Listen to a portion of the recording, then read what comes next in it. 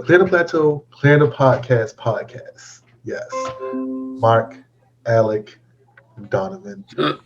So All right. So, the first thing we're going to talk about is, well, the main subject today is going to be, does video games aging well matter? So, that's what we're going to start with. So, who wants to kick it off? All right. Alec, you look a little excited, so I'll let you kick this one off. All right. So basically, the reason I'm bringing this argument up, PS5 is coming out, Xbox Series S, and the reason why games ages well matter because lots of games are not getting the backwards compatibility, and like does it matter because like some games age well, some games didn't age well. We got Crash Bandicoot, we got Medieval, didn't just like random old games, and with the way that everything is kind of going right now, does it matter if like PS3 games are still playable on a PS5? Right? So Yeah, even Souls. so so Alec, Mhm. I mean what do you care about PS3 games being played? Like Yes. Metal Gear Solid 4 is okay, like one of my favorite Metal Gear Solid games, and it's still only on the PS3. is it? It really. Oh yeah, it is. It is. And I know the conspiracy theory is because Apple is like all over like the game that I don't know if licensing they could bring over. They could just like take the Apple off and just make a generic computer or something like that. But it's just locked there. And a lot of PS3 games in general is just not easily playable on like PS4, PS5. I know they have PlayStation Now where you can stream it, but it depends on if you have really good internet connection or not. Versus the other games, it was a little more solid, it was a little more easy for them to bring over. And even with the backwards compatibility now, the PS5 is like, they're saying that some games will be emulated, but games like Shadow Complex for the PS4 for some reason will be left behind. I think that's an amazing game. Versus Xbox Series X, they saying everything will be brought over. So it really depends on the company, the developer, licensing stuff that goes on behind, like with like I said, the Apple and the licensed products that's within Metal Gear. But I don't think video games aging well really matter. Like people speed run some of the most horrible games. Like this, people speed run Superman 64, and I'm like, how you even play that? And So like it's out there. so basically you're saying like it doesn't matter if like a game ages well for the most part because It you doesn't. don't want the old games. Yeah. Okay. People want 'em. Okay, so and like in your case, it's like you want to play like so. Do you want to play the games, or do you like, or you rather port them? I mean, all right. So it's a tricky thing because some games, I think, in the end of the day, we'll look back at some games as classics, but I don't know if some of the times we'll be more willing to go back and play them. Like GoldenEye, we look at that as a classic, but with Call of Duty, Halo, and you're used to using two analog sticks, do you really want to go back to using one analog stick? If you know what I mean. So a situation like that might be different versus, let's say, Pokemon. Some people say that game didn't age that well because the physical or because the special stat being just one stat.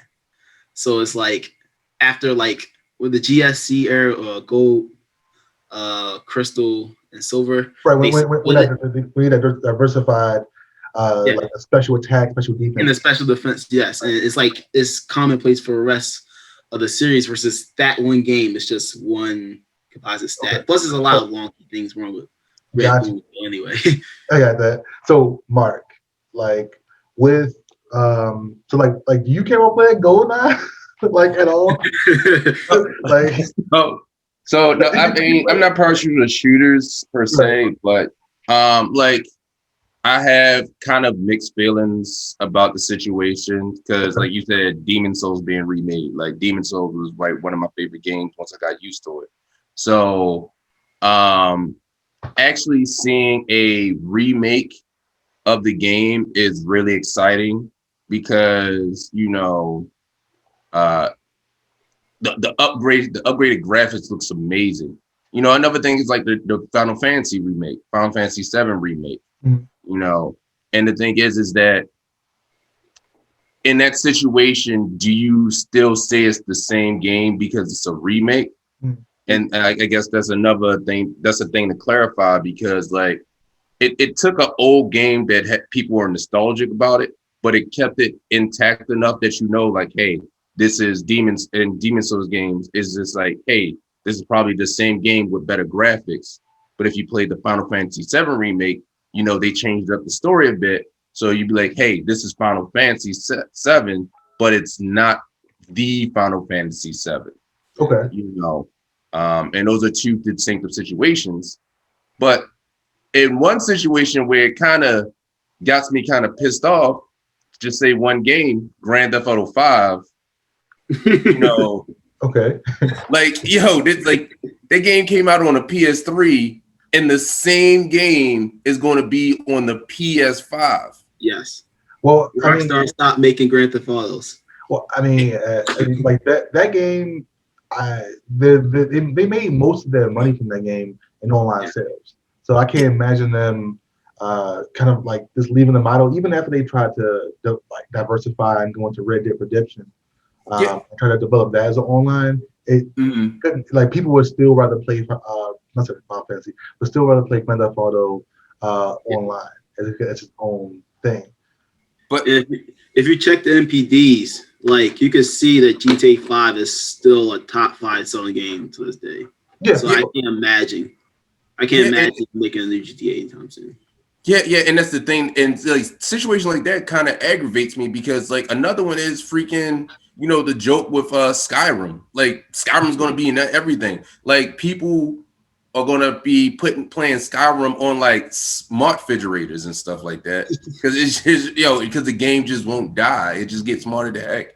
I And mean, the situation is like, well, people want it. Like, what about people who want a new title to that game, to the franchise? What right. about people who want to see something more from Grand Theft Auto 5? Are they just going to keep pushing out, online content for a PS3 game?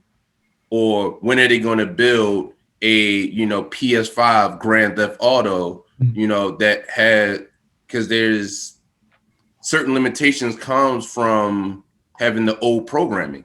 Yeah. Donovan, I knew you would agree to this. Is like if you deal with the FGC, the fighting game I'm about to bring community, that up.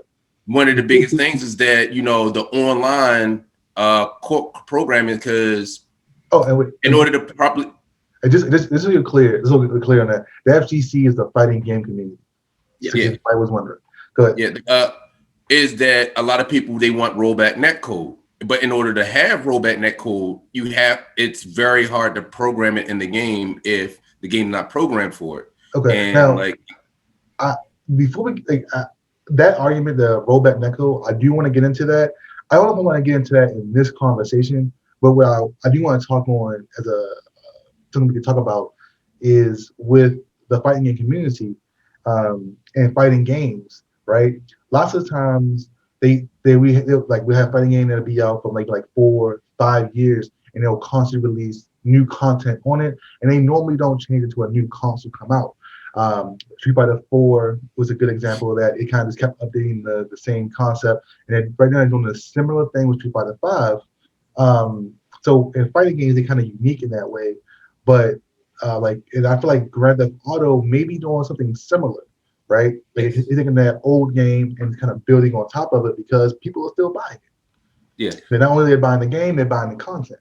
So in that aspect, do you still consider do you still feel like do you feel like those kind of games need to be updated to a new version? Like those games, because they are aging well because they're aging with us. They're growing, right? But do you feel like they need to kind of just be taken away and then like make a new game just because you're ready to do something different?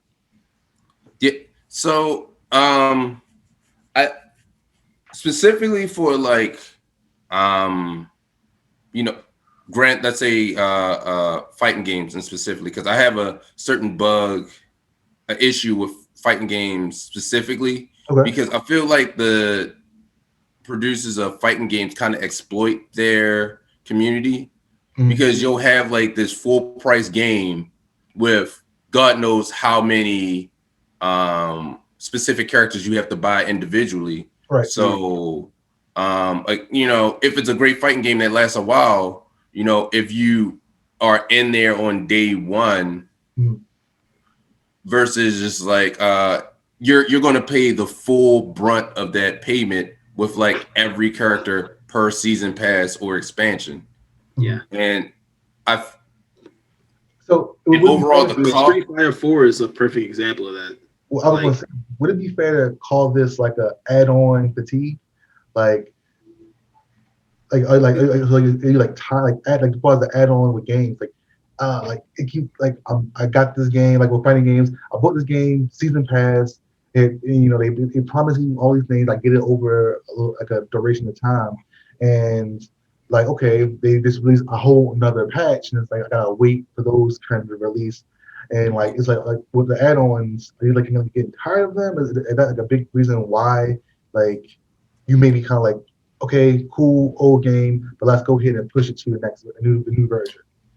I wouldn't necessarily call it add-on fatigue. I think that if you want to call it something, then yes, Okay. that would be a good way to label it. Mhm. But to compare like fighting game to what is it, Witcher, right? Okay. Like the Witcher expansions were huge, like really huge. Like Right. every time the Witcher expansion came out, it like increased the full playtime of the game by like a third.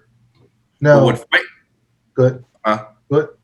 but with fighting games, it's just like you're getting a new character and you're paying like maybe not as much, but overall per character you're paying like a lot of money.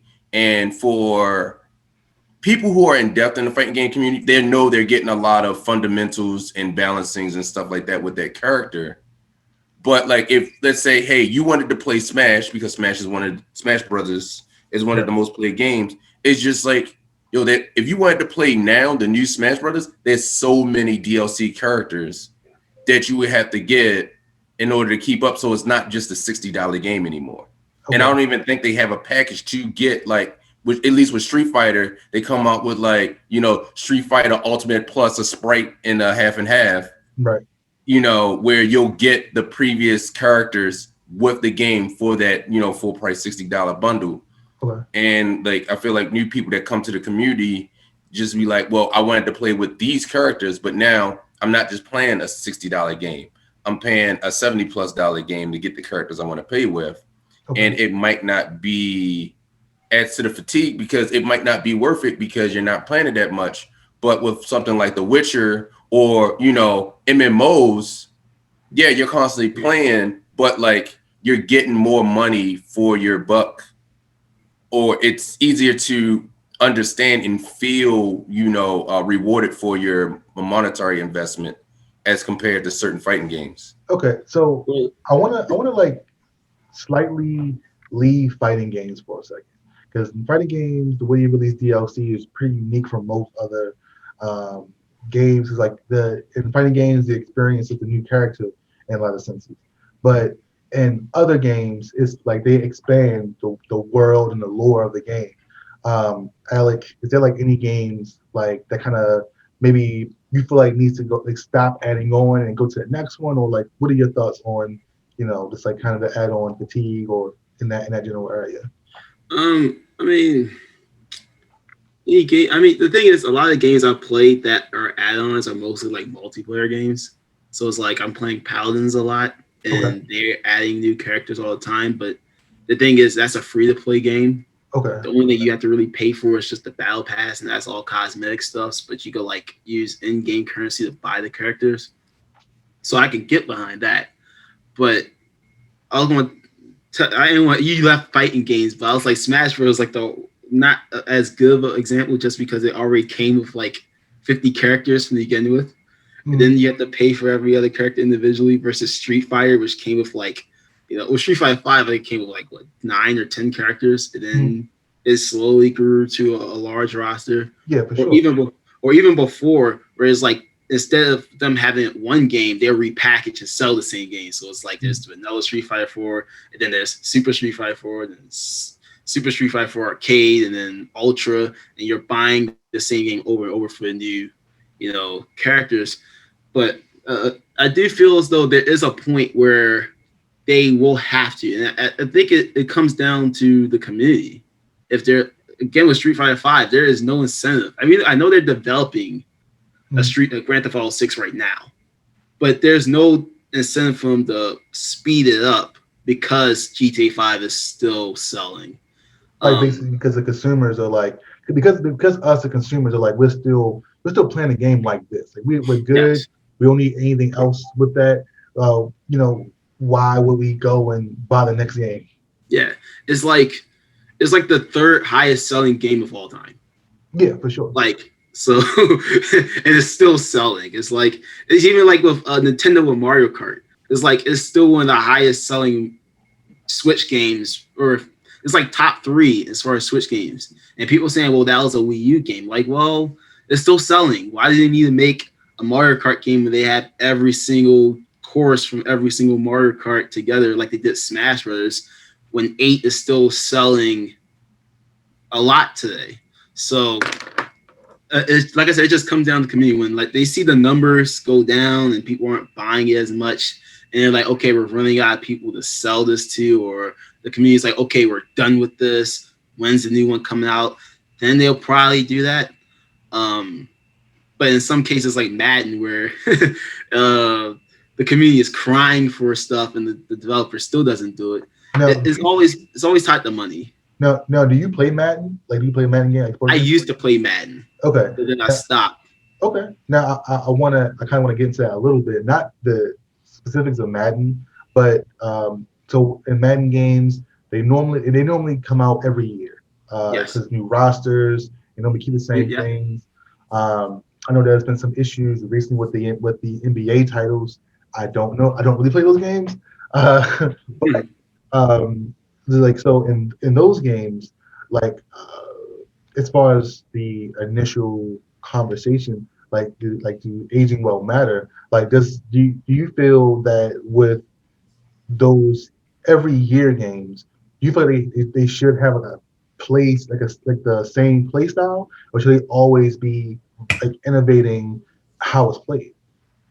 In a perfect world, I'd rather them to innovate just a little bit how it's played, like get down to where it's a great formula, but it's like, again, like Madden is one of the highest selling games when it comes out. Like a lot of developers move out of the way because of Madden, and EA makes a lot of money, especially now since they have Madden Ultimate Team, where it's like pretty much add-on stuff you could pay for after you bought the game. Right. Again, there's no incentive for them to make a better game, especially since EA bought out the license. So it's like they're the only company that can they can make a actual simulated football game that's using the NFL license.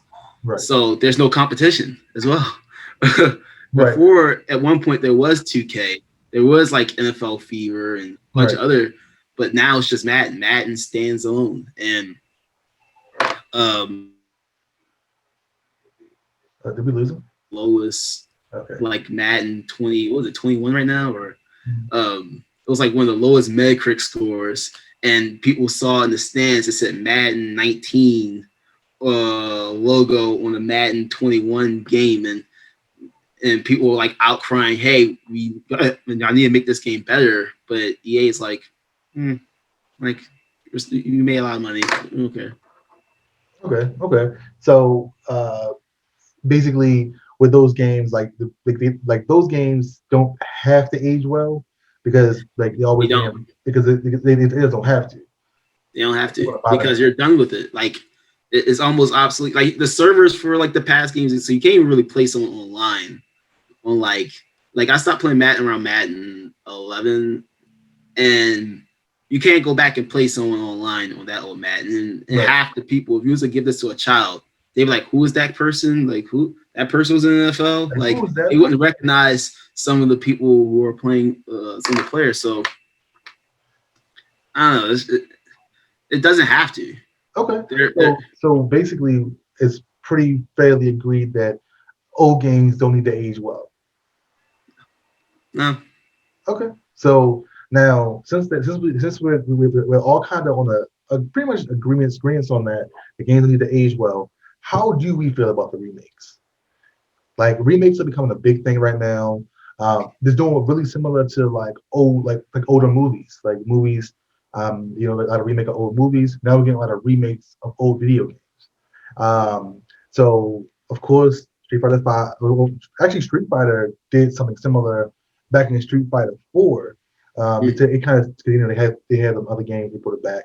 I don't want to keep going to fighting games, but I feel like that's our main common denominator as far as video games. But right now, like the Dark Souls remake is looking pretty nice. Like I've seen the first Dark Souls. Oh, I Demon tried to Souls. play it a little bit. That'd be Mario. nice if it was Demon Souls.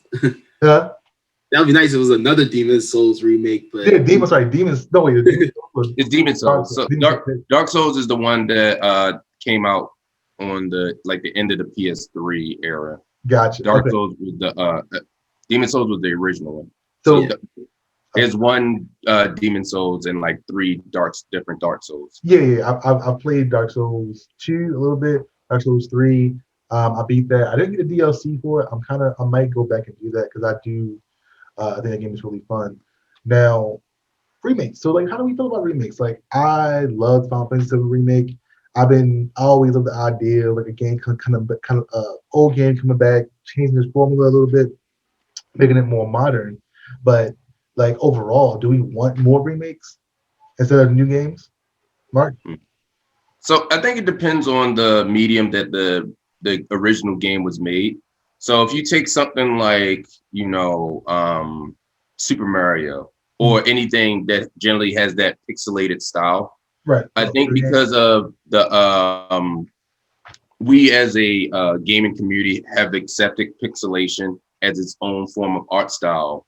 You don't need to remake an old 16-bit game. If it looks good then, it's still going to look good now. You might, increase the fidelity or the overall pixelation rate so it's like a clear, more crisp game and something like that. But that generally doesn't need a remake.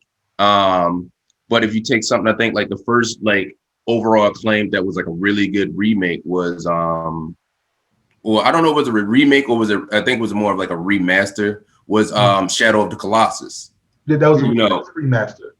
Yeah, okay, yeah, Shadow of Colossus, it's just like took an old game, same old game, but it made it look amazing, as compared to what it did before and the clarity of the game.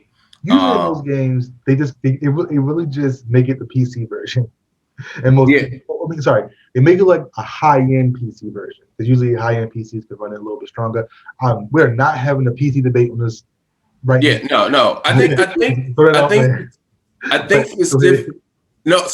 for Shadow Colossus, because like for when they did the Final Fantasy VIII, like the Final Fantasy VIII remaster, right. They like increased the pixelation count, and then they did something with the clarity to make it look like a clearer game without actually changing stuff. I think with Shadow of the Colossus specifically, they did something different. They had to go back and reprogram some stuff on a different media. They carried over the old programming, so like they didn't have to go in and change the core game, but I think they had to change it on a different engine specifically to make it clear for that game.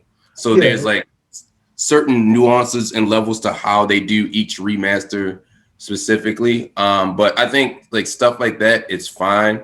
But overall, like from what I'm saying for the remakes that I care about, I enjoy them. I enjoyed the Final Fantasy VII remake. I enjoyed the new combat system, the new storyline, the new characters where they had it. And I thought it was good.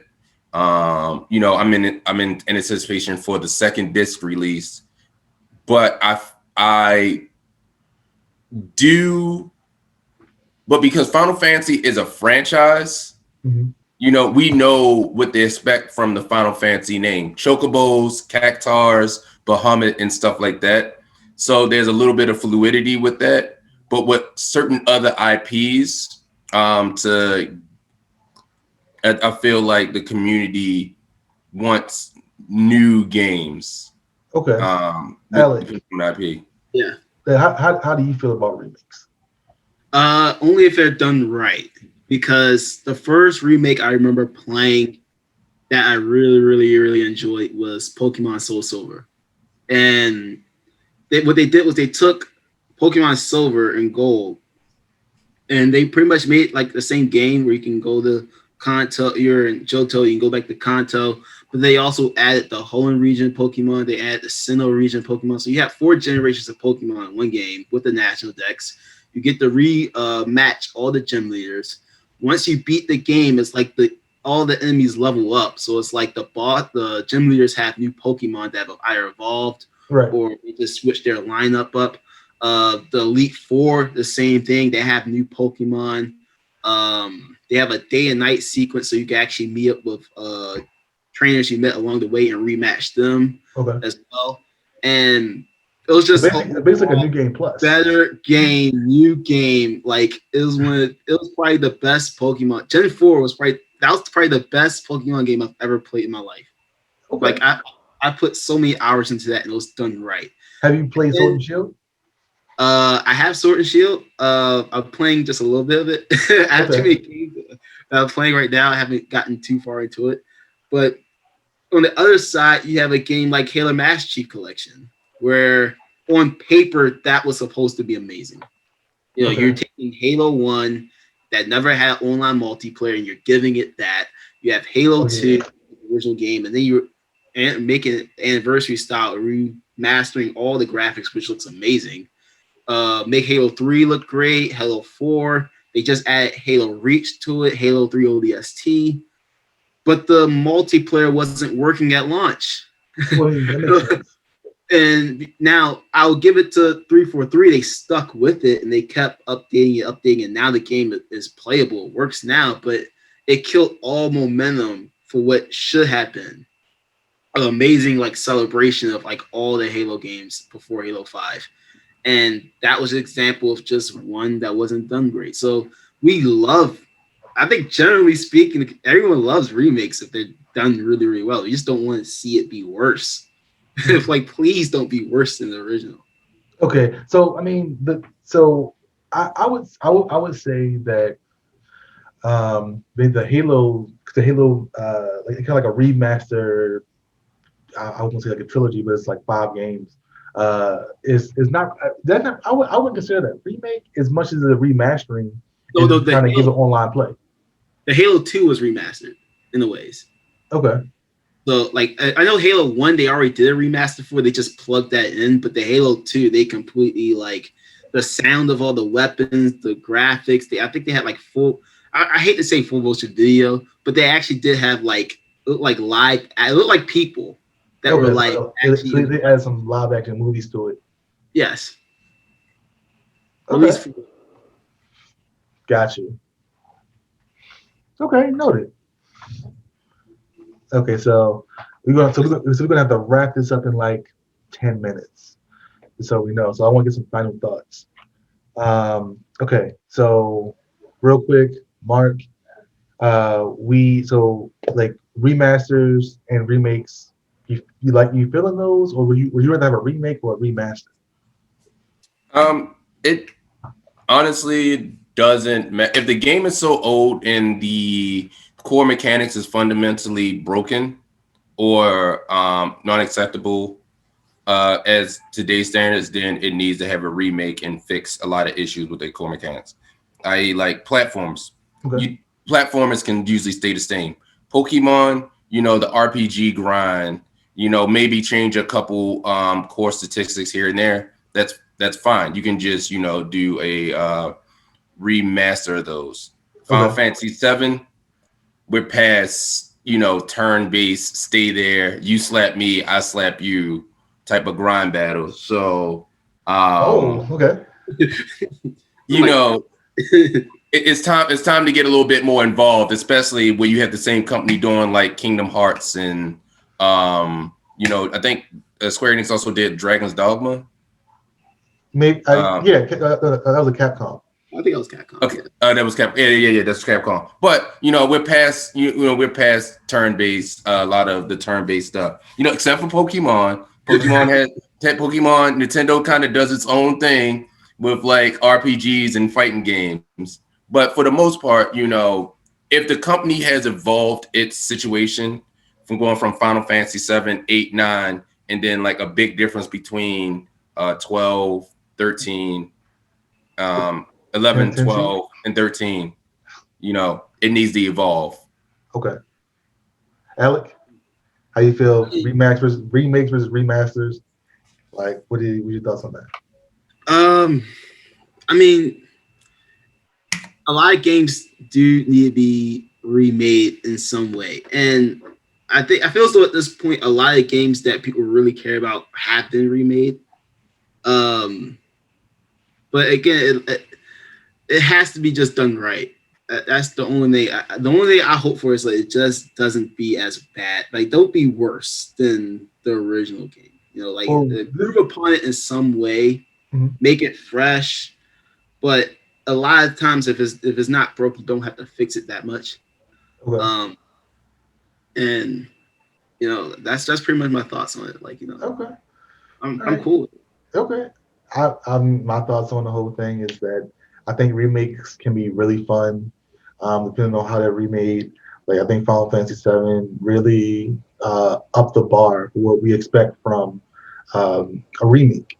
So like and you can play it in a kind of like a wait style kind of play if you want to, but it was designed to be a free roaming, free action, moving around kind of game, and it kind of gives you the same feels that the original game had while giving you a new experience. I think that's really important as far as keeping games going for however long you want to go for them. I do like the idea of having new games. Like, Yes. I like seeing new stories. Like, so, and I like the arts. So I think that's really great. Remasters, I think, have their place when they fix certain things that the game like had that was busted. Like, I feel like with Halo, Halo 1. Like, I would love to replay Halo 1 in a multiplayer situation, but they need to nerf the pistol. No, they do not. They do not. Keep it the same. So but I think that in like with GoldenEye as well, like that game is controller system. If you play it now, you will hate yourself. I guarantee it. Yes. I had played it. It's really bad. It's rough. But like those things like that, I feel like a remaster can be updated. The visuals can be smoother. Like that's a thing nowadays. They kind of fix those visuals, get things moving up. They can look a lot better, like cleaner. And if there was one remaster that I feel needs to be changed completely, I would say is Okami. Was it Okami? What was the game with the dog? Okami. Okay, it's Okami. Okay, Okami. Have you guys played that game? I have not. I played the DS one. Okay, did it piss you off in any way? Okay, I want to tell you why what needs to be changed in that game. I want to end on this because this is the one thing about remasters and remakes. This needs to be changed right now. In Okami, they don't speak. They have a visual bubble. It has text inside, which is perfectly fine. But instead of just being silent and it's just like the words go across, or they speak a language that we can understand, like English, it's just like, but each text box that goes around for that game, that actually made me stop playing the game. And you cannot turn the sound off for it. Like, there's no option for it. So you need to come out with that game as a remake, remove that option. And it's actually in the remaster of the game. So I feel like remasters need to fundamentally fix certain things in the game. And that's one of them. Okay. So I will say certain other games just do that. Like Animal Crossing, you have Animal Crossing gibberish. Monster Hunters. They don't have that. They either talk or The Monster Hunter World they didn't, but in the Switch and the whatchamacallit version, they had their own language, and there's like a couple other games. So that's not specifically that's kind of like part of the nostalgia, I think, of those games because everybody knows. Okay, speaking their own language is fine, but it's not speaking his own language. It's just that's it. That's the sound it makes, and it's every time a text bubble comes up. Even if you skip it, it has to go through the entire noise to get to the end. That's funny. Look. I can show you. I prove. Because it was on sale. Like, you know what? I want to play Okami. I always seen Okami. I always wanted to play. It's a beautiful looking game. Let's do it. And that I couldn't do it. I couldn't because of that one reason. I couldn't finish the game. Okay. All right. So nice. Let's wrap it up. All right. So Clear Plateau, Clear the podcast. Until I figure out what I want to call it, that's what we're doing for now. All right. Well, thank you, Mark, Alec. Alec, do you have any online activities you're doing or anything like that? Streaming, anything? Online activities? No, I do not. Okay. So yeah, you should do that. Mark, I know you don't, so you just stay handsome. All right. So on that, all right. Thank you everybody for joining, and we're done.